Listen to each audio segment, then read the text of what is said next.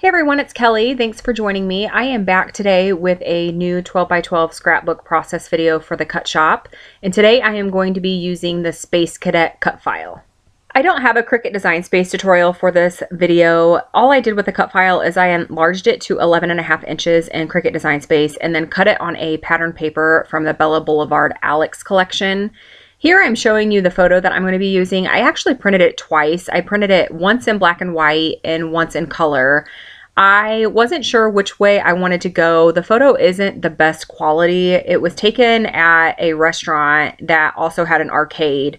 And the table that we were sitting at, we could see Aiden in the arcade. And I snapped this picture of him through glass, and then the sun was shining in, so there's some reflection, and he was moving, so the photo's a little blurry.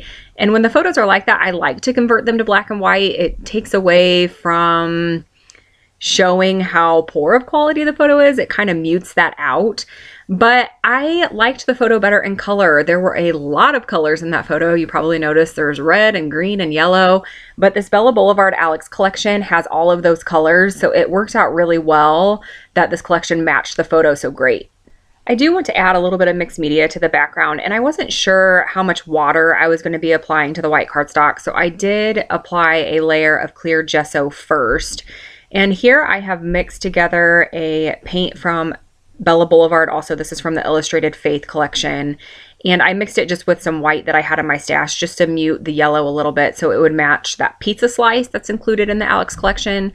And I mixed it on one piece of packaging, and then I'm just applying a little bit of that paint to a separate piece of packaging so that way I can control how much color is being applied to the background. I keep bringing the cut file back in because I want to make sure that I have enough color on the background. I want to make sure that you're going to be able to see it once I get the cut file placed in the photo and all of the embellishments. So it takes me a little while to get the amount of coverage that I'm looking for. I do wipe off the packaging quite often because it was really getting spread out on that packaging, and I really wanted to have some control on where that color was being placed. I wanted to try to keep it mainly in the center of that cut file image.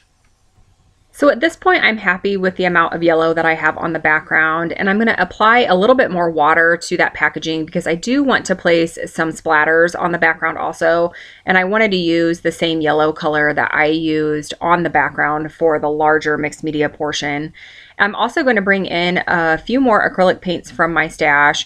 Two are a green color that match that cut file, which I am really surprised that I had paint that would match that green. Green isn't a color that I tend to gravitate towards when I scrapbook, so I'm not sure why I picked up these two colors of green, but I had them and they do match that pattern paper that I use for the cut file perfectly, so I was glad that I had them. I'm just placing a little dot on a piece of the packaging and then applying quite a bit of water to thin it out so that way it will splatter easily on the background.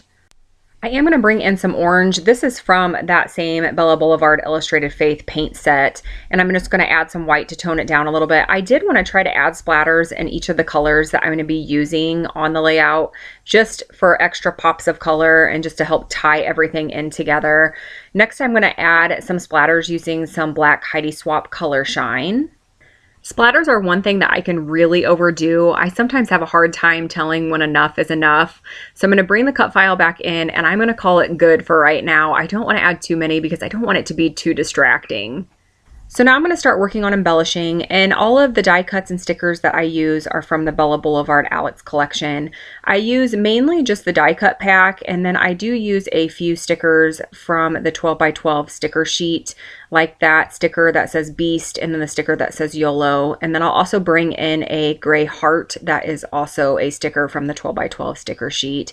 And I really like this collection. This collection really fits my son at this time in his life. I've had the collection for a little while because whenever there's a good boy themed collection that becomes available, I do try to grab it as quickly as I can because it's hard to find a boy themed collection. You can find quite a few baby boy themed things, but when it comes to video games and pizza and sayings that he says now at this point in his life, those can be tricky. So I really like this collection. It really fits who he is with the video games and the music and some of the sayings that he does say, like YOLO. That is something that I would hear him say in our house on a regular basis.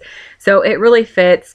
Some of the die cuts and icons that I use, like the cacti, have nothing to do with this layout. I live in Indiana, so there are no cacti present in Indiana, but I like the randomness of it. I think it makes it fun, and I just enjoy using those type of products on really any layout, not just when I create layouts that are a boy theme. So once I had all of those die cuts in place, I realized that I did not have enough of that yellow on the background. Too much of it was getting covered up. So I did mix together the yellow and the white paint again, trying to get as close as I can to the original yellow color that I was using. And I just widened that area on the background, just made it a little bit bigger. So that way, once I get everything down, you'll be able to see it a little bit better. I am going to go ahead and start adhering down this cut file. I only place a little bit of adhesive in a few spots. I thought that would be the easiest way to at least get it started. Some of the die cuts that I want to use, I want to be able to slide underneath the cut file, so I didn't want to have it secured too tightly to the background. I also added some fun foam behind the photo just to help elevate it from the background, and I am going to use some pop dots behind a few of the die cuts just to add the same amount of dimension that I have to the photo, because some of the die cuts are going to be overlapping the photo. And that guitar die cut is another bit of random. I think it says nothing good happens after 1 a.m. and it has absolutely nothing to do with this layout. This was at dinner one night. I think it was around 6 p.m. or so, but I liked the way it looked. I thought it just added another element of fun to the background, and it didn't have anything to do with it, but it was just something additional and something fun, and the size was right, so why not go for it? Now I needed some place to add my title, and with these large background cut files, sometimes that can be a little tricky trying to fit them into the design. So I was trying to figure out what I could use, and I came across that arrow die cut, and I thought that would be the perfect place to add a small title. I can use that as an element to ground the title. So that is what I'm going to do. I'm going to go ahead and adhere down that arrow, and I am going to pop it up using the 3D dots. And those are actually glue dots. I think I mentioned those in my last video. They're Elmer's. I found them at Walmart. They're just like a glue dot, but they're dimensional. So I found these really small alphabets stickers in my stash, and they are Tim Holtz, and I'm just going to spell out the word arcade love, and I'm just going to add it right onto that arrow. And it is very small, but I don't think that really matters. I don't even really think layouts need titles if it's something that you don't want to put on there, but I did want to give a little bit of detail on what was happening in the photo, because I'm not going to add any journaling. I felt like that the title was sufficient enough that you could figure out what was happening in the photo. And I really like how that turned out. I thought it was a nice little addition, and it adds another pop of black, which works out great since I have the black splatters and there's some black die cuts. It all really goes together well.